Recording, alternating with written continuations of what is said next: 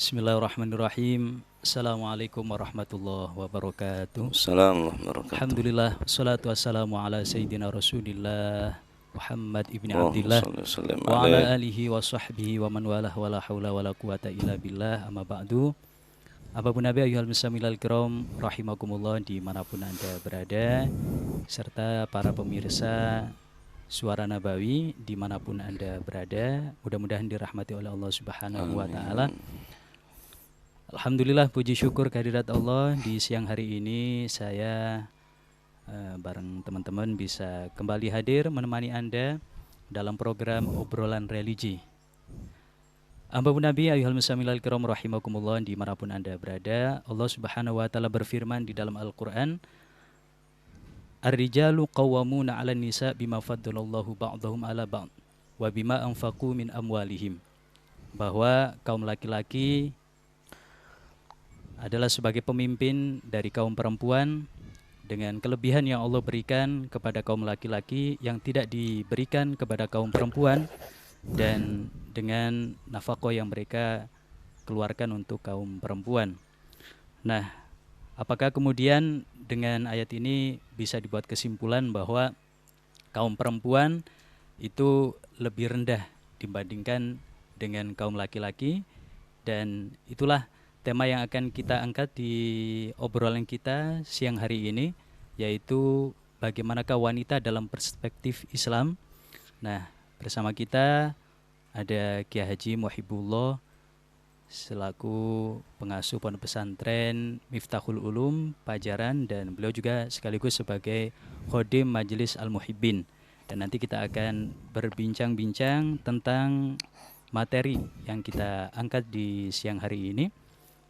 Dan ada beberapa pertanyaan yang nanti akan kami bacakan dan akan dijawab langsung oleh beliau.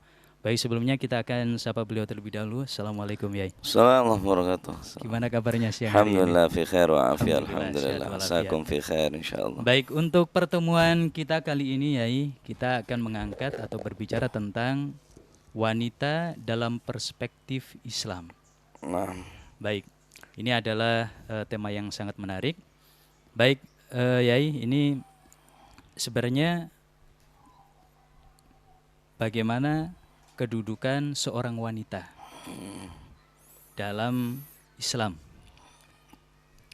bismillah, alhamdulillah, salatu wassalamu ala rasulillah Sayyidina wa maulana Muhammad bin Abdillah, la hawla wa la quwata illa billah, ma ba'd. Alhamdulillah, Allah subhanahu wa ta'ala di siang hari ini mempertemukan kita. Mudah-mudahan pertemuan ini diberkahi oleh Allah Subhanahu wa Ta'ala dan menjadi pertemuan yang insyaallah akan mendapatkan keridhaan daripada Allah Subhanahu wa Ta'ala. Amin ya rabbal alamin.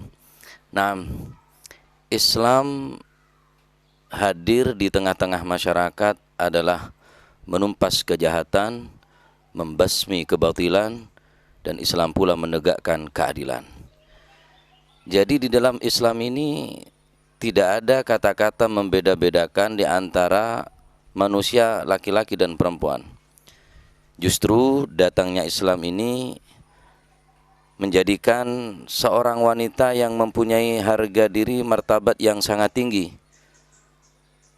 Bagaimana Allah Subhanahu wa Ta'ala tidak membeda-bedakan antara seorang perempuan dan laki-laki. Dalam Al-Quran Allah Subhanahu wa Ta'ala berfirman, Bismillahirrahmanirrahim, Ya ayyuhan nas, Inna ya ayuhan nasu inna khalaqnakum min dzakarin wa untha. Wahai para manusia, sesungguhnya kami menciptakan kalian dari seorang laki-laki dan perempuan. Perempuan juga disebut di sini. Jadi Islam ini menyamaratakan di antara manusia, yakni antara laki-laki dan perempuan. Dalam ayat lain Allah Subhanahu wa Ta'ala berfirman, Ya ayyuhan nasu ittaqu rabbakumul ladzi khalaqakum min nafsin wahidah wa khalaqa minha zawjaha wa batha minhuma rijalan katsiran wa nisaa. Yang artinya, wahai manusia, sesungguhnya Allah Subhanahu wa Ta'ala menciptakan min nafsin wahidah, dari satu jiwa menciptakannya, wa khalaqa minha zawjaha, dan Allah Subhanahu wa Ta'ala menciptakan pasangan-pasangan dan dikeluarkan darinya keduanya minhuma dari seorang laki-laki dan perempuan rijalan katsiran wa nisa. Jadi di sini Allah Subhanahu wa taala selalu menyertakan perempuan bersamaan dalam ayat ini, tidak dijadikan satu antara seorang laki-laki dan perempuan. Ini menunjukkan Mas Zain bahwa Islam ini betul-betul agama yang mengangkat derajat daripada seorang perempuan. Di mana kita tahu di zaman jahiliyah perempuan hanya sebagai alat komoditi, sebagai dagangan. Hanya diambil seperlunya ini perempuan, sama sekali tidak diberikan ruang yang layak untuk seorang perempuan. Dalam ayat lain Allah Subhanahu wa taala berfirman, "Man 'amila shalihan min dzakarin aw untha wa huwa mu'min, falanuhyiyannahu hayatan thayyibah wa lanajziyannahum ajrahum bi ahsani ma kanu ya'malun." Barang siapa yang beramal saleh dari kalangan laki-laki ataupun perempuan. Lagi-lagi Allah Subhanahu wa taala menyebutkan min dzakarin wa untha. Tidak ada menurunkan derajat kaum perempuan daripada Islam. Justru Islamlah dengan datangnya kepada manusia ini akan mengangkat derajat daripada seorang perempuan. Banyak sekali ayat-ayat dalam Al-Quran, bahkan larangan-larangan untuk memukul kepada orang perempuan, kaum perempuan. Ya ayyuhalladzina amanu la yahillu lakum an tarithun nisaa karha. Semua itu tidak lain dan tidak bukan adalah dalam rangka menjaga kaum perempuan ini yang memang sifatnya lemah, Mas Zain. Sifatnya perempuan memang lemah, harus dilindungi. Dan adapun Islam kenapa mengunggulkan siapa? Laki-laki. Ya karena laki-laki ini yang bisa menjaga keamanan. Sehebat-hebatnya seorang perempuan, tanpa seorang laki-laki mereka tidak akan merasa aman, Mas Zain. Dia butuh siapa yang akan menjaganya, keamanannya dan lain-lain sebagainya. Tentunya di sini perempuan sangatlah membutuhkan daripada kaum laki-laki, begitu.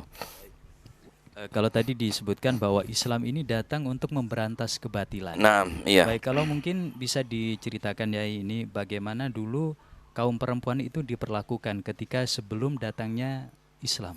Iya, jauh sebelum Islam ini datang, perempuan ini pilihannya cuma dua. Hidup dengan menanggung risiko dia akan mempunyai rasa malu, atau mereka akan dikubur hidup-hidup di zaman jahiliyah. Bahkan ketika mereka datang haid, mereka diasingkan begitu, ditaruh di belakang di tempat yang tidak layak, mungkin dianggap rosokan gitu, mungkin karena tidak bisa dipakai. Tapi Islam datang, subhanallah, luar biasa. Nabi SAW bersabda, "Ma akraman nisaa illa karim, wa ma ahanahunna illa laim." Tidaklah seorang laki-laki menghargai seorang perempuan kecuali laki-laki tadi itu adalah orang yang karim, orang yang mulia. Wa ma ahanahunna illa laim, dan tidaklah seorang laki-laki merendahkan, mereka tidak menghargai jasa-jasa daripada seorang perempuan illa laim, kecuali mereka adalah orang-orang yang tercela. Nah, itulah Islam. Jauh dengan zaman jahiliyah, mereka perempuan-perempuan hanya menjadi hiburan. Dan ini yang kita khawatirkan, Mas Zain. Sekarang ini sudah mulai perempuan menampilkan diri sebagaimana zaman-zaman jahiliyah. Bagaimana kita lihat di televisi, mereka sudah semua menggunakan perempuan. Dari sponsor-sponsornya, dari adegan-adegannya, sama sekali tidak mengangkat harkat martabat seorang perempuan. Disinilah perempuan sendiri kadang-kadang mereka tidak merasa kalau Islam ini akan menjaganya, sehingga mereka mempunyai perasaan kok tidak sama atau yang lainnya, padahal Islam ini menjaga daripada perempuan. Ya, jadi ini yang kita takutkan dan dikhawatirkan akan kembali seperti zaman jahiliyah. Kalau di zaman jahiliyah mereka malu mempunyai anak perempuan. Karena mereka malu, maka pilihannya hanya dua. Kita kalau punya anak, resikonya kita akan menanggung malu, atau kita harus dengan rela untuk menyelamatkan tadi itu, ya kita bunuh hidup-hidup, kita kubur hidup-hidup. Ini rasa kemanusiaannya sudah ada. Nah, ini yang sekarang mulai terjadi lagi, jahiliyah zaman now ini. akan kembali zaman jahiliyah seperti dulu. Nah, ini yang kita khawatirkan, sehingga perempuan-perempuan ini ditampilkan layaknya zaman jahiliyah, Mas Zain. Begitu ini, naudzubillah. Baik. Tapi ada beberapa aturan atau hukum di dalam Islam yang akhirnya dari aturan ini ada sebagian kalangan yang mereka ini berasumsi bahwa Islam ini merendahkan perempuan. Misal dalam urusan hak waris, ini kaum perempuan itu dapat separuh daripada laki-laki. Nah, apakah ini bisa dikatakan bahwa Islam itu merendahkan kaum perempuan? Kiai. Ya, kaitannya dengan warisan, yang pertama memang hukum ini datangnya daripada Allah Subhanahu wa taala, sudah tidak bisa diganggu gugat. Yang kedua, justru ini menguntungkan perempuan. Sebetulnya menguntungkan perempuan, sama sekali tidak merugikan perempuan. Kenapa saya katakan menguntungkan perempuan? Karena perempuan ini harta bendanya sudah mutlak punyaannya si perempuan, lain dengan seorang laki-laki, dia mendapatkan satu tapi untuk anaknya. Kan begitu. Istri pun juga dapat di sini. Karena yang wajib menafkahinya adalah seorang laki-laki. Walaupun dia punya kendaraan atau yang lain, yang naik yang istrinya. Ya enggak? Yang naik yang istrinya, dia punya makanan ya makan ya istrinya. Duit bojone ndak kalong, Mas Zain. Nah, ini di sini perlu diketahui bahwa memang aturan daripada Allah Subhanahu wa taala, kata orang Jawa, nek wong lanang mikul, wong wedok apa jenenge nyun. Ya itu. Ya karena hartanya perempuan ini memang tidak kalong. Khusus untuk si perempuan lain dengan harta seorang laki-laki yang dia tadi itu mempunyai anak, keluarga, menafkahi, yang sakit, kalau sakit ya obatnya sang suami yang beli, bajunya ya suaminya, istrinya punya uang ya tidak kira kalong duit. Jadi hartanya si perempuan tadi itu memang dapat separuh, cuma tidak kalong. Adapun laki-laki memang dapat utuh, tapi itu untuk anak, untuk keperluan rumah tangga, untuk kebutuhan yang lainnya, begitu. Jadi ini yang pertama memang hukum daripada Allah Subhanahu wa taala, namun rahasianya daripada ini yaitu perempuan justru diuntungkan di sini. Karena perempuan sudah tidak bawa apa-apa sebetulnya, si laki-laki ini yang bondo ya kayak gitu. Nah, baik, ternyata kalau dipikir lebih jauh, walaupun mendapatkan 2 kali lipat dari perempuan, ternyata ini kaum laki-laki tanggungannya lebih banyak. Iya, tanggungannya. Iya, si perempuan tidak usah majeki motor tapi numpak motor gitu loh. Iya, tidak usah cuma sing melok mangan yo dikasih sama si laki-laki tersebut. Oke, baik.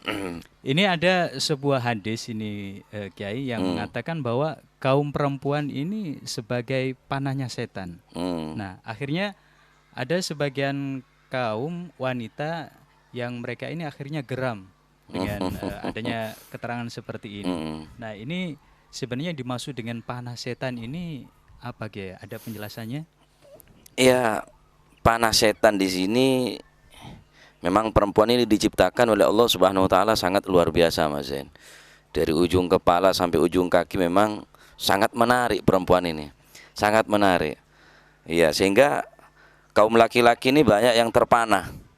Banyak yang terpanah, terpaku, bukan hanya panah setan, pakuni setan masisan sudah ya. Banyak orang terpanah, terpaku di sini. Kenapa? Dikatakan oleh ulama, makna daripada hadis itu bahwa perempuan ini adalah menjadi panah daripada setan. Innal mar'ata taqbalu fi surati syaitan wa tadbiru bi fi surati syaitan fa idza absara ahadukum imra'atan falyati ahlahu fa inna dzalika yaruddu ma fihi nafsihi. Dikatakan innal mar'ata, sesungguhnya perempuan, wanita, ia datang dalam berupa setan dan pergi pun akan berupa setan. Artinya apa? Maknahu al-isyarah. Bukan perempuan ini berwajah setan, tidak. Ini adalah merupakan isyarah ilal hawa wa du'a ilal fitnah biha. Dijadikan si perempuan tadi itu maknanya isyarah, sama-sama mengajak untuk fitnah, mengajak ke fitnah dengan perempuan. Lima ja'alahu Allah Ta'ala fi nufusir rijal minal maili ilan nisa wal iltidad binadrihinna Ma yata'allaqu bihinna fi syabihati bisyaitan. Fahiya syabihatun bisyaitan. Maksudnya sama-sama mengajak kepada fitnah karena tabiatnya seorang laki-laki ini masih adalah al-mail ilan nisa. Mereka akan selalu cenderung kepada perempuan. Dia merasa nikmat dengan melihat perempuan. Wajahnya, bodinya memang sangat menarik. Sehingga orang sudah kelihatan yang seperti ini, mereka akan lupa kepada yang di rumah. Kan begitu. Waduh, delok bojone ku cak ayu nih, bojone dhewe awak dhewe koyo ngono. Nah, ini memang sudah kena racun daripada setan. Bukan Islam ini menyamakan seorang perempuan dengan setan, cuma dalam rangka menyamakan isyarah tersebut, yakni fahiya syabihatun bisyaitan fi du'aihi ila syarr. Jadi di sini perlu kita tekankan menyamakan dengan setan tersebut, yakni fi du'aihi ila syarr, yang mengajak kejelekan kepada kejelekan. Jadi kalau perempuan, kalau setan masih mau merayu, merayu begini dan begitu, caranya macam-macam. Kalau perempuan ndak usah ngerayu wis. Dudune kentole tok wis wong kelepek-kelepek ya ndak.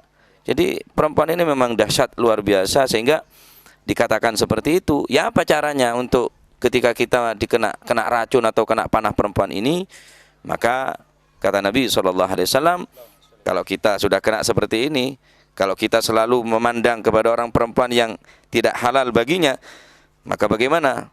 Falyati ahlahu fa inna dzalika yaruddu ma fi nafsihi. Maka kata Nabi SAW, ketika kamu sudah seperti itu keadaannya, maka pulanglah kalian. Apa yang ada pada perempuan yang kau lihat, istrimu juga punya. Nah, memang menarik perempuan ini. Kita lihat sekarang, maaf, pom bensin semuanya perempuan rata-rata. Yo laris Mas Zain. Yo laris. Sing lanang-lanang golek was kono, ajib-ajib. Lo memang jadi luar biasa, memang diciptakan perempuan ini yaitu dahsyat luar biasa, hanya saja perempuannya ini tidak sadar. Jadi sama sekali tidak, Islam ini tidak akan dengan setan, hanya saja perempuan yang sudah perempuan yang sudah tidak terkontrol akhlaknya, budi pekertinya sudah kurang baik, cara dandanannya, cara macam-macamnya ini memang ini yang dikatakan panah daripada panahnya setan. Karena sudah, kalau kena perempuan sudah tidak ada orang semua.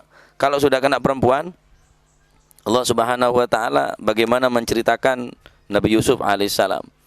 Nabi Yusuf imannya kuat, seorang nabi, sehingga dikatakan innaka dasyaitani kana dha'ifa, sesungguhnya tipu daya daripada syaitan itu sangatlah lemah. Tapi ketika Allah Subhanahu wa taala menceritakan bagaimana tipu daya perempuan, inna kaidahunna azim, sesungguhnya tipu daya perempuan azim, besar. Kalau syaitan dhaif, sangatlah lemah. Kalau orang yang mudawamah alal wudu atau orang yang selalu zikir kepada Allah Subhanahu wa taala, dia akan selamat daripada godaan setan. Nah, kalau perempuan ini bisa masuk semua ini, sa ustaz iki kelepek-kelepek maksudnya sawah, ya ndak?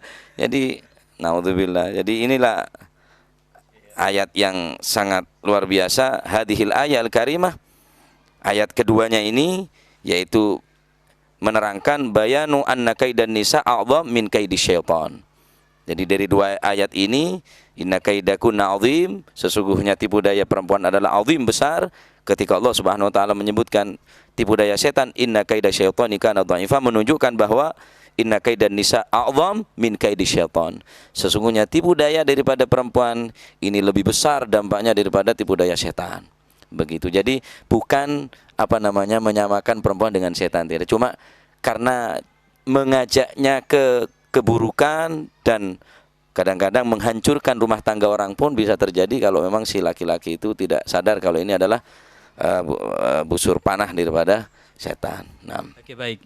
Dalam hadis lain juga ini Kiai disebutkan bahwa kaum perempuan ini diciptakan dengan memiliki kekurangan akal dan juga iman. Nah, ini ada penafsiran tersendiri atau memang bisa dipahami secara letterlek seperti itu? Kalau agamanya yang kurang, ya tidak mungkin mau dikatakan kurang agamanya. Kalau kurang agama harus 100%. Kalau kurang agamanya berarti kurang pati Islam, ya enggak? Di sini yang maksud dengan agama, din di sini adalah ibadah. Jadi bagaimana kok dikatakan perempuan ini kurang imannya, ibadahnya, maksudnya ibadahnya berkurang karena ya jelas dia punya haid, dia punya istihadhah, dia punya nifas, begitu. Jadi ibadahnya tentunya berkurang. Yang biasanya sholat. Nah di sini justru ini adalah sebuah rahmat daripada Allah Subhanahu wa taala. Karena apa? Karena kalau perempuan haid mau disuruh sholat ya tidak bisa, karena syaratnya sholat harus suci. Kan begitu, harus suci. Karena masyaqqat bagi perempuan kalau menjaga suci dalam haid ini. Ini adalah bentuk kasih sayang Allah Subhanahu wa taala, begitu. Kenapa orang perempuan kok nifas tidak boleh sholat? Ya karena tidak suci. Begitu. Jadi dan lagi perempuan kalau haid juga tidak wajib mengqadha daripada sholatnya, kan begitu. Puasa yang wajib diqadai. Ini adalah bentuk rahmat daripada Allah Subhanahu wa taala. Jadi kurang agamanya maksudnya kurang ibadahnya, kurang akalnya. Ya memang Allah Subhanahu wa taala memberikan laki-laki ini lebih daripada perempuan karena kelebihan daripada kekurangan si perempuan ini dilengkapi dengan kelebihan orang laki-laki. Jadi saling melengkapi begitu. Saling melengkapi. Jadi tidak, kalau kurang agamanya ya kafir jadinya kalau kurang agama. Kalau diartikan itu adalah ibadahnya, iya, tapi bukan berarti perempuan tidak ada kesempatan untuk menjadi lebih daripada laki-laki. Bagaimana Allah Subhanahu wa taala di dalam Al-Qur'an memberikan contoh perempuan yang dikatakan kurang ibadahnya, Mas Zain. Tapi Allah Subhanahu wa taala memberikan contoh kepada umat Islam ini, yakni perempuan. Wa daraballahu mathalan lil ladzina amanu imra'ata fir'aun idza qalat rabbi ibni li 'indaka baitan fil jannah wa najjini min fir'auna wa 'amalihi wa najjini minal qaumidz zalimin. Allah berfirman dalam Al-Qur'an menceritakan bagaimana istri daripada Fir'aun tadi itu meminta kepada Allah Subhanahu wa taala. Yang dibuat contoh oleh Allah Subhanahu wa taala yakni perempuan. Wa daraballahu mathalan lil ladzina amanu imra'ata fir'aun. Istri daripada Fir'aun. Siapa di sini? Siti Asia. Siti Asia oleh Allah Subhanahu wa taala dijadikan contoh bagi siapa? Lil ladzina amanu. Orang yang beriman. Bukan orang yang beriman di sini mencakup ada nabi, ada ulama, ada aulia. Allah memberikan contoh lilladzina amanu kepada orang yang beriman siapa? Imra'ata Fir'aun. Istri daripada Fir'aun yang begitu kuat menjaga iman. Perempuan loh ini, Mas Zain. Ini kan perempuan ini, Siti Asia ini perempuan ini. Tapi bagaimana Allah Subhanahu wa taala memberikan kelebihan kepada perempuan tadi itu sehingga oleh Allah Subhanahu wa taala Siti Asia dijadikan contoh yang baik dalam rangka memperkuat iman. Idza qalat rabbi ibni li 'indaka baitan fil jannah wa najjini min fir'auna wa 'amalihi wa najjini minal qaumidz zalimin. Ya Allah, selamatkan kami daripada Fir'aun, yang mana Fir'aun tadi itu adalah suami daripada Siti Asia. Siti Asia. Tapi oleh Allah Subhanahu wa taala berikan keselamatan, bahkan disiksa dengan sedemikian rupa. Bagaimana Siti Masyitoh si perempuan, bagaimana Siti Asia, kurang dah contoh nih perempuan-perempuan ini. Akan tetapi juga ada contoh yang kurang baik bagi orang-orang yang beriman. Dalam Al-Qur'an Allah Subhanahu wa taala juga berfirman, daraballahu mathalan lil ladzina kafaru imra'ata nuhin wa imra'atu lut.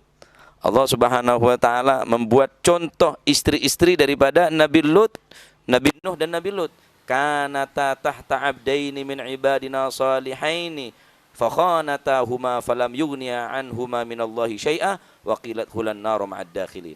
Walaupun istri daripada Nabi Nuh dan Nabi Lut, sama sekali Nabi tidak memberikan pertolongan apapun. Karena apa? Karena mereka tidak beriman kepada Allah Subhanahu wa taala. Jadi dari dua ayat ini perempuan dijadikan contoh kepada orang yang beriman. Namun demikian perempuan juga diberi sebagai contoh bagi orang-orang yang tidak mematuhi daripada sang suami ketika dia berada di di dalam naungan atau penjagaan orang yang soleh keduanya, yakni Nabi Nuh dan Nabi Lut. Tapi falam yughni anhuma, tidak sama sekali akan membantu kepadanya. Waqilat khulan nara ma'ad dakhilin, dikatakan masuklah kalian, yakni perempuan tersebut, ke dalam neraka. Oke, baik. Sebagaimana tadi yang sempat saya singgung bahwa ada beberapa aturan dalam syariat Islam ini yang akhirnya sebagian mereka ini menganggap bahwa ini ada diskriminasi antara laki dan perempuan. Iya. Nah, termasuk diantaranya juga ini untuk urusan aurat ini, Kiai.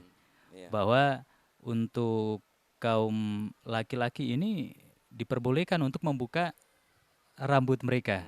Tapi kebalikan dengan kaum perempuan yang Iya. mereka ini wajib untuk menutup rambut mereka. Hmm. Nah, ini bagaimana penjelasannya? Iya. Dalam Al-Quran Allah subhanahu wa ta'ala berfirman, Bismillahirrahmanirrahim, Qul ya ayuhan nabiyyu qul li azwajika wa banatika wa nisa'il mu'minin. Kita cermati, bukan hanya kepada istri Nabi tapi wa nisa'il mu'minin. Allah memerintahkan kepada Nabi dan kepada perempuan-perempuan orang yang beriman, yudnina alaihina min jalabibihinna, supaya mereka tadi itu mengulurkan daripada jilbab mereka ke seluruh tubuh mereka. Ini bukan hasil rekomendasi pemerintah ini untuk menutup aurat ini. Bukan hasil muktamar, bukan hasil keputusan sidang MPR, tab ini, tab itu. Ini keputusan Rabbul Alamin. Ini samawi daripada Allah Subhanahu wa taala. Justru perempuan tadi itu dengan begitu, dengan menutup auratnya, dengan mematuhi perintah-perintah Allah Subhanahu wa taala, maka mereka tidak akan terganggu. Mereka akan lebih terhormat, Mas Zain. Mereka akan lebih terhormat, lebih terjaga. Kenapa laki-laki? Ya karena tidak ada orang yang syahwat sama laki-laki. Lah sampean bukan kok kupluk sampean. Sapa kate kepingin? Ya ndak. Lah perempuan rambutnya yang apa namanya ombak sing ngombak apa jenenge? Semacam-macam rambut. Nah itu memang memang perempuan tadi itu memang fitnahnya luar biasa karena yang ditakutkan yang melihat ini, sehingga Habib Umar pernah berkata begini, Habib Umar bin Hafidh bin Syekh Bakar bin Salim ini pernah berkata, andai kata ada orang perempuan beribadah haji ke Mekah, lalu di Mekah ketika perempuan tadi itu melaksanakan manasik haji dengan sengaja mengeluarkan satu helai daripada rambutnya dengan sengaja, wah dia tahu kalau ini diperintahkan oleh Allah Subhanahu wa taala untuk ditutup, maka orang tersebut tidak akan pulang dengan membawa haji yang mabrur. Nah, ini di ibadah di Makkah. Ya boleh hol-holi. Hah? Petan-petan ono di hol ya ndak? Atu-atu. Atu-atu nang Sulu, nang Tanggul, geledek. Ini perlu juga ketegasan seorang laki-laki di sini, Mas Zain. Bukan kita tidak mau sama perempuan, enggak. Justru ini menjaga kehormatan daripada perempuan. Karena perempuan ini memang diciptakan dari ujung rambut sampai ujung kaki, semua itu bernilai syahwat bagi orang yang melihatnya begitu. Jadi ini memang perintah daripada Allah Subhanahu wa taala bagi perempuan-perempuan yang memang diperintah untuk menutup sebagian daripada anggota badannya begitu. Oke, baik, seperti itu.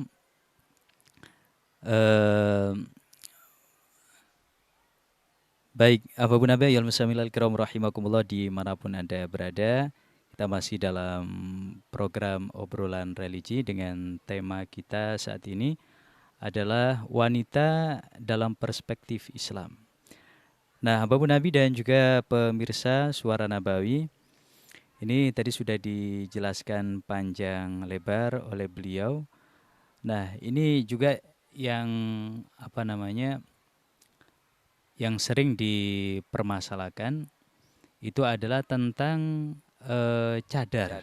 Ya, ini cadar bagi kaum perempuan. Ini yang mereka akhirnya mengatakan ini seakan-akan menyiksa kemudian membatasi kaum perempuan. Nah, ini bagaimana ini?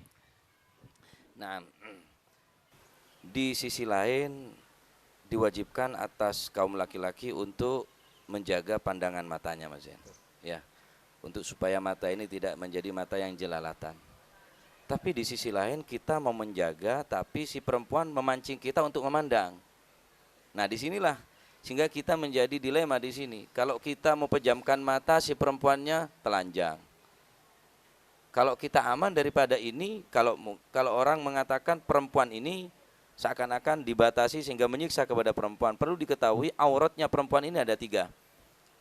Dikatakan yaitu dalam sebuah keterangan dikatakan innalaha thalatha auratin, auratun fis shalah, wa huwa ma taqaddama, yang setelah dibahas sebelumnya ini, wa auratun bin nisbati li nadhril ajanib ilaiha jami'u badaniha hatta al-wajh wal kaffain alal mu'tamad.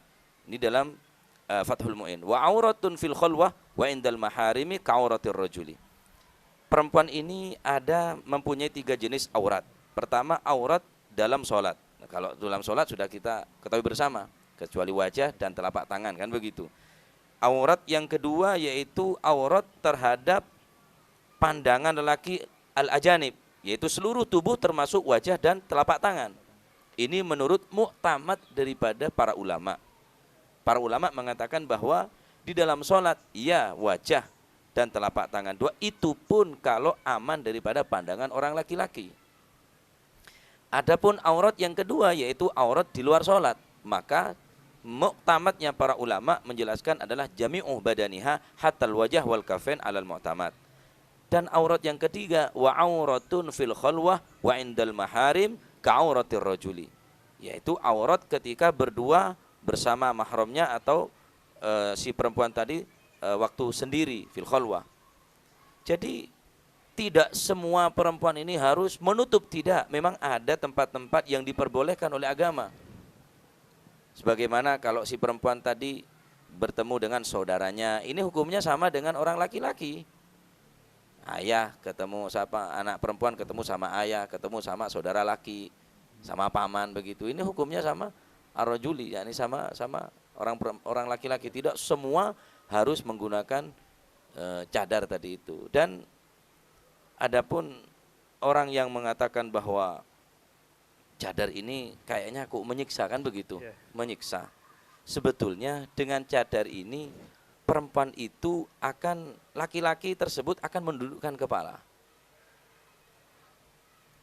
Dengan menjaga perempuan tadi itu, menjaga auratnya, menjaga body tubuhnya, maka dengan sendirinya perempuan ini juga akan menjadi terhormat. Justru dengan pakai cadar ini akan diketahui bahwa mereka adalah orang yang taat ibadah. Karena ini juga perintah daripada Allah Subhanahu wa taala. Jadi kalau toh ada orang tadi itu tidak mau atau tidak sependapat dengan ulama dalam hal ini yang mewajibkan cadar, tidak masalah. Tidak masalah. Kami tidak benci sama mereka kok. Namun agama ini akan memuliakan orang perempuan. Nah, bagi orang laki-laki, kalau kita ini hidup di negara yang mayoritas tidak pakai cadar. Kalau di Arab, iya, memang semua pakai cadar. Kalau di sini, kalau kita tidak mau jaga pandangan kita, ya terus urip kayak ngono kepikiran terus, ya enggak. Nah, adapun manfaat bagi kaum laki-laki, yang orang laki-laki tadi itu mau menjaga pandangan mata, dikatakan ghadul basar an maharimillah yurithu hubballah. Orang yang menjaga matanya tidak sampai memandang perempuan lain, maka orang tadi itu akan mendapatkan hubballah, akan mempunyai rasa cinta kepada Allah Subhanahu wa taala. Ini pernah Al-Fakir juga bertanya salah satu guru kami, wahai guru, bagaimana kami ini hidup di daerah yang mayoritas perempuannya buka aurat, yakni kalau di desa Mas Yen mungkin kayak di Bali Mas Yen. Oh iya, ya enggak, kayak di Bali pakai apa namanya itu, sewek ya, pakai sewek begini apa itu, iya, nemenan ambek Bali padahal ketok kutang itu ya. Ana pernah tanya sama guru kami, bagaimana Ustaz ini? Oh iya segini aja. Kalau memang kelihatan dari jauh itu perempuan atau pakaiannya sudah perempuan atau bisa jadi delok jadi. Oh jadi delok kata beliau. Ini memang kita ya apa mau tidak mau ketemu ambek wong wedok terusan. Sekarang muslimatnya paling banyak, pengajiannya ya perempuan.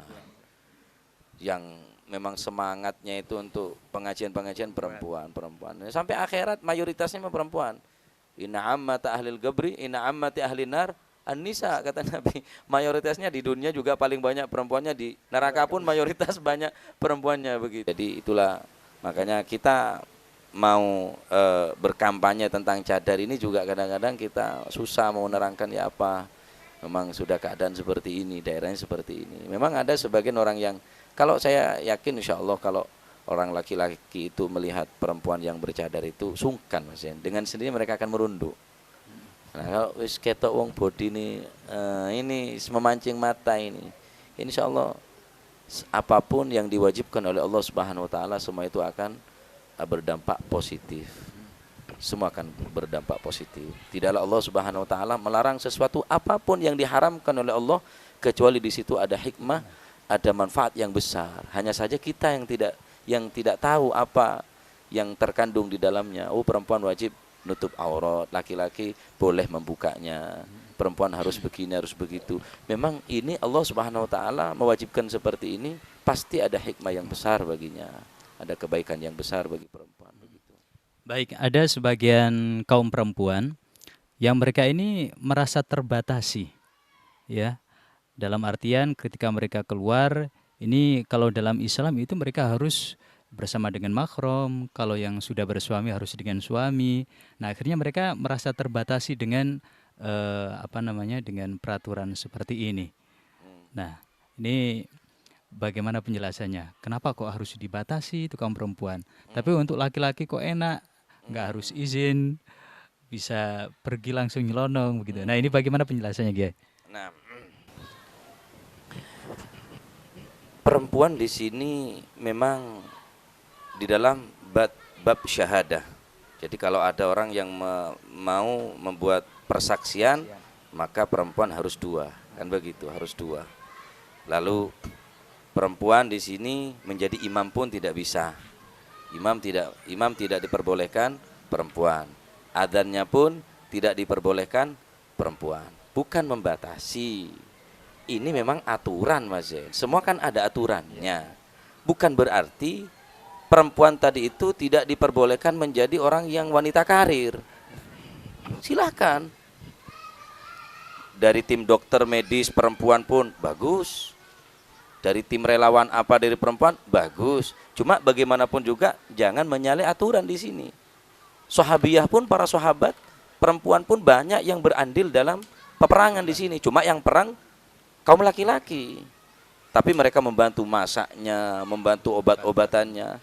Tidak dibatasi, hanya saja peraturannya yang memang harus begitu. Perempuan harus patuh kepada suami. Didadekno putri perempuan ini. Tidak ada putri melakukan izin, tidak ada. Kan begitu. Mau kemana diantar, dikawal. Siapa kawal? Bodyguardnya, suaminya. Mau ke pasar, mau ke buwu, mau undangan, mau apa. Justru ini menunjukkan istri ini adalah putri yang terhormat. Kan budal itu gembel tadi ini ya. Gembel tadi ini. Jadi justru ini nambah lebih dimuliakan oleh agama begitu, Mas. Ya. Jadi perlu kita memahami dan sesungguhnya perempuan ini dikatakan Nabi SAW dalam kitab Raqiq halaman 55 Nabi SAW bersabda, "Inna dunya hulwatun khadiratun wa innallaha mustakhlifakum fiha fayanzuru kaifa ta'malun fattaqud dunya wattaqun nisa fa inna awwala fitnati bani Israil kanat fin nisa." Dikatakan sesungguhnya dunia ini adalah manis dan hijau. Perempuan ini adalah manis dan hijau. Nah, tinggal bagaimana kita, dan sesungguhnya Allah Subhanahu wa taala menjadikan kaum laki-laki ini adalah khalifah di atas bumi. Menjadikan kamu sekalian khilafah di atas bumi. Lalu Allah mengawasi bagaimana kamu berbuat kepada mereka. Maka jagalah dirimu atas dua ini, yakni harta dan perempuan. Karena sesungguhnya perempuan ini awal fitnah daripada Bani Israel. Memang apapun kalau sudah pakai perempuan, rusak, Mas Zain. Karena Nabi SAW juga bersabda, tidaklah tidaklah yang aku khawatirkan daripada fitnah yang lebih besar daripada fitnahnya perempuan. Karena dampaknya fitnah daripada perempuan ini bagaimana para ulama kita, guru-guru, ada sebagian dari guru kita memang difitnah dengan cara keji seperti ini. Harta tidak mau, ditolak. Jabatan tidak tertarik. Cara perempuan sudah. Untuk menghancurkan nama baiknya, menghancurkan semuanya, maka perempuan ini menjadi alat baginya. Lihat semua yang terjadi sekarang ini loh, Mas. Semuanya pakai perempuan. Harta mereka tolak. Jabatan mereka tidak mau. Wis pakai cat mesum misal. Dengan seperti ini, mereka, liciknya mereka berbuat kepada orang-orang yang soleh. Dan ini yang disampaikan oleh Nabi jauh sebelumnya sudah dikatakan bahwa adalah yang paling membahayakan daripada fitnah ini, tidak ada yang melebihi fitnah perempuan. Jadi begitu. Jadi dunia ini diciptakan oleh Allah Subhanahu wa taala hijau dan manis. Perempuan juga begitu, sangat menarik. Jadi kitalah yang harus menjaganya, bukan kita mempersempit ruang gerak daripada perempuan. Justru perempuan ini merasa aman dengan hadirnya seorang suami. Dan perlu diketahui sesungguhnya fitnah daripada Bani Israel ini awal mulanya daripada perempuan. Begitu. Baik, ini juga bahkan ini sampai ada di antara mereka ini yang memasalkan tentang poligami ini Kiai ya. Artinya Iki, ya, sorry. artinya ketika kaum lelaki ini boleh menikah dari lebih dari satu. Ya, bahkan di antara mereka ada yang, loh kenapa perempuan tidak tidak bisa menikah lebih dari satu. Nah, ini bagaimana untuk menjawab ini semuanya? Jangan live ini mestinya ini. Iya, Mas Zen. Ya apa cara jawab ini? Ingat ke wong ngrungokno ini. Ini memang diperbolehkan, tapi di sini jangan buat mainan. Memang Allah Subhanahu wa taala bukan menyuruh, memperbolehkan. Itu pun kalau ada kemampuan. Fankihu ma qabalakum minan nisa'i mathna wa thulatha wa ruba'. Memang diperbolehkan, tetapi amar di sini bukan amar litolab, bukan kamu diperintahkan untuk mencari dua tersebut, enggak, tapi lil ibahah, kamu diperbolehkan. Lah ya apa Allah Subhanahu wa taala memperbolehkan kok orang perempuan enggak mau, atau makhluknya yang melarang?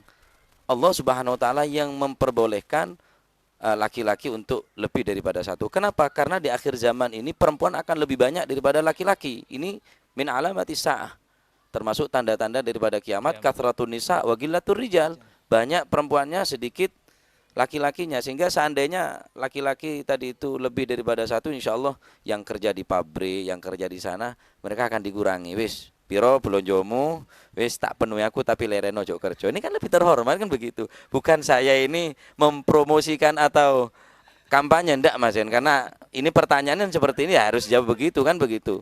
Obati kudu ngono manjan penyakitnya kok ngene. Jadi memang hikmahnya ini semakin akhir semakin banyak perempuannya, begitu. Jadi kenapa Allah SWT memperbolehkan suami tadi itu lebih daripada satu? Karena di akhir zaman memang 1/10. Kalau anak laki-laki tadi itu keluar 1, maka perempuan nanti lahirnya 10. Saking sedikitnya laki-laki dan banyaknya perempuan, sehingga perempuan di sini lebih banyak di akhir zaman ini, Mas Yen. Nah, begitu. Kemudian tadi mengenai Islam ini tidak melarang begitu ya wanita untuk menjadi sebagai seorang wanita karir. Nah, ini ketika terjadi ini di masyarakat ini, lelakinya ini tidak bekerja. Kenapa? Karena perempuannya ini yang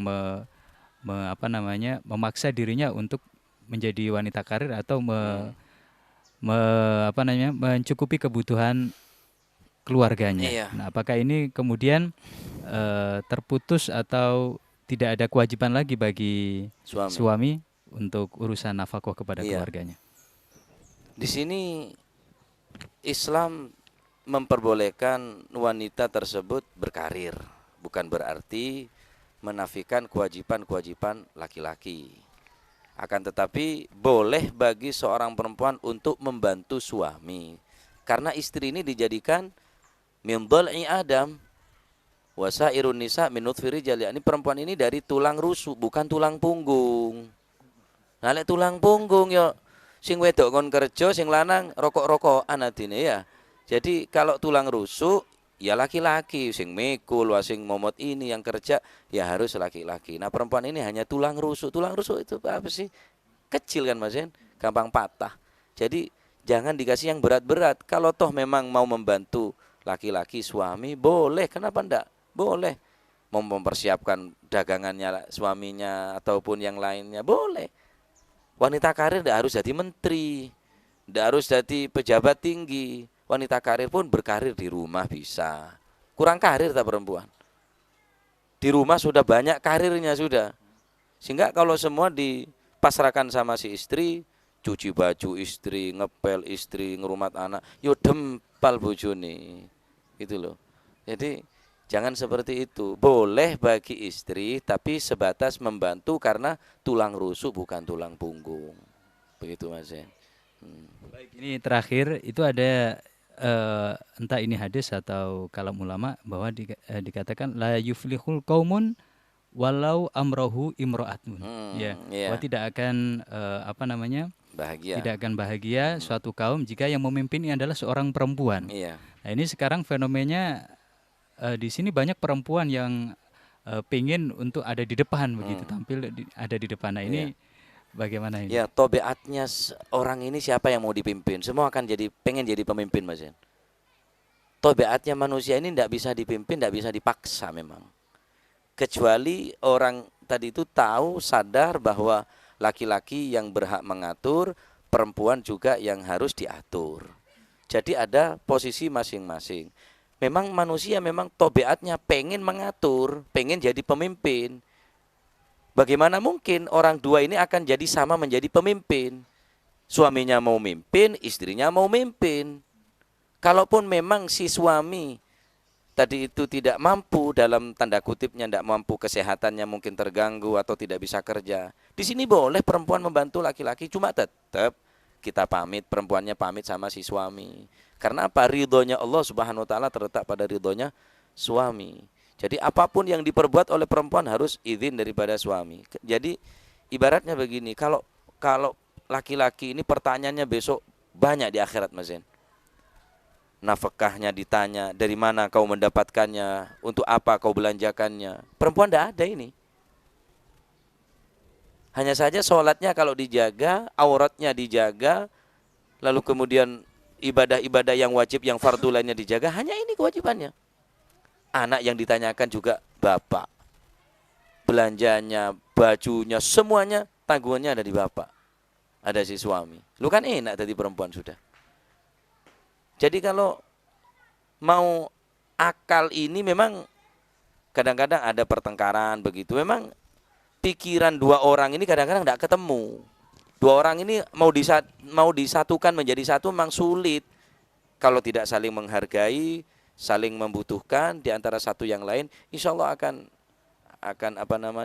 bahagia. Tapi kalau memang perempuan yang dijadikan pemimpin, semuanya jadi pemimpin. Nah, pemimpin ya tetap laki-laki di sini yang memutuskan, maksudnya. Yang memutuskan sesuatu perkara tadi itu adalah laki-laki, yakni dalam hal ini suami. Bukan berarti istri tidak boleh mempunyai usulan yang baik. Kalau si suaminya tadi itu bersalah, ya harus mengakui kesalahannya. Pemimpinnya salah, ya rakyatnya lebih benar, ya harus mengalah, ya harus mengakui kesalahannya si pemimpin tersebut. Bukan berarti karena pemimpin, akhirnya pemimpin tadi itu saya naik dewe, saya naik udele dewe, enggak. Memang perempuan di sini harus menjadi rakyat yang baik dan suami menjadi pemimpin yang adil, begitu Mas. Baik, sebagai penutup mungkin ada pesan-pesan terakhir yang bisa disampaikan untuk pertemuan kita saat ini. Iya. Rasulullah Shallallahu Alaihi Wasallam bersabda, "Ma taraktu ba'di fitnatan adharru 'ala rijali minan nisa." Tidak ada fitnah yang aku tinggalkan setelahku yang lebih berbahaya daripada laki-laki. Di sini perempuan sangat perlu penjagaan, sangat perlu pengawasan daripada seorang suami, seorang ayah yang mempunyai anak perempuan tersebut perlu untuk dijaga dengan semaksimal mungkin, Mas Yen. Karena perempuan ini akan mengeluarkan anak nantinya. Jadi tidak akan menjadi anak yang solihah kecuali dari ibu yang solihah. Jadi tidak akan mengeluarkan anak yang soleh kecuali dari bapak yang soleh. Jadi perempuan di sini jangan sampai kita anak perempuan ini menjadi fitnah. Karena ini yang paling ditakutkan oleh Nabi Shallallahu Alaihi Wasallam. Nah, jadi untuk kaum ibu-ibu, akhwat, khususnya para pendengar dan pemirsa Suara Nabawi, khususnya akhwatnya ini, Anda diberikan banyak kelebihan oleh Allah Subhanahu wa taala dan Anda sangatlah dekat kepada surga ketika orang perempuan tersebut mampu menjadi seorang ibu yang baik, perempuan yang baik. Karena tidak akan keluar, seperti saya yang tadi katakan, tidak akan keluar dari anak yang solihah kecuali dari ibu yang solihah. Jadi yang mempunyai anak perempuan dijaga betul. Jadi karena sekarang ini sudah perempuannya seperti ini, perempuan-perempuan sekarang ini sudah dijadikan hiburan, Mas Zain. Maaf, seperti halnya di tempat-tempat yang joget-joget sekarang perempuan, ataupun acara-acara keagamaan kadang-kadang juga perempuan yang disuruh joget-joget seperti ini nih sangat miris sekali. Jadi kurangnya perhatian dari orang tua kepada anak-anak perempuan. Jadi insya Allah jangan kecil hati, jangan kecewa bagi anak yang punya perempuan, jadi anak yang perempuan, karena anak Anda yang mempunyai anak perempuan akan mengeluarkan anak yang solehah jika Anda mampu menjadikan anak tadi itu yang solehah. Insya Allah yang akan mendoakan kita, yang akan menjadikan pelipur lara kita, insya Allah. Jadi begitu, dijaga betul perempuannya. Baik. Ya, Abang Nabi al Musamilal Kiram rahimakumullah dimanapun Anda berada, Islam datang bukan untuk membeda-bedakan, apalagi untuk merendahkan kaum wanita. Justru Islam datang untuk memuliakan dan juga menjadikan para wanita sebagai seorang putri atau permaisuri. Bahkan ada satu surat khusus, yaitu surat An-Nisa, di mana di situ Allah Subhanahu wa taala berbicara panjang lebar mengenai kaum perempuan. Baik, itu obrolan kita di siang hari ini bersama Ki Haji Muhibullah, dan insya Allah kita akan ketemu lagi ada di dalam program obrolan religi. Dan jangan lupa untuk bantu dakwah kami dengan cara subscribe, like, dan share channel YouTube kami, yaitu di Suara Nabawi. Akhirnya saya bersama dengan rekan-rekan harus pamit undur diri. Wabillahi taufik wal hidayah wa ridha wal inayah. Assalamualaikum warahmatullahi wabarakatuh. Assalamualaikum warahmatullahi wabarakatuh.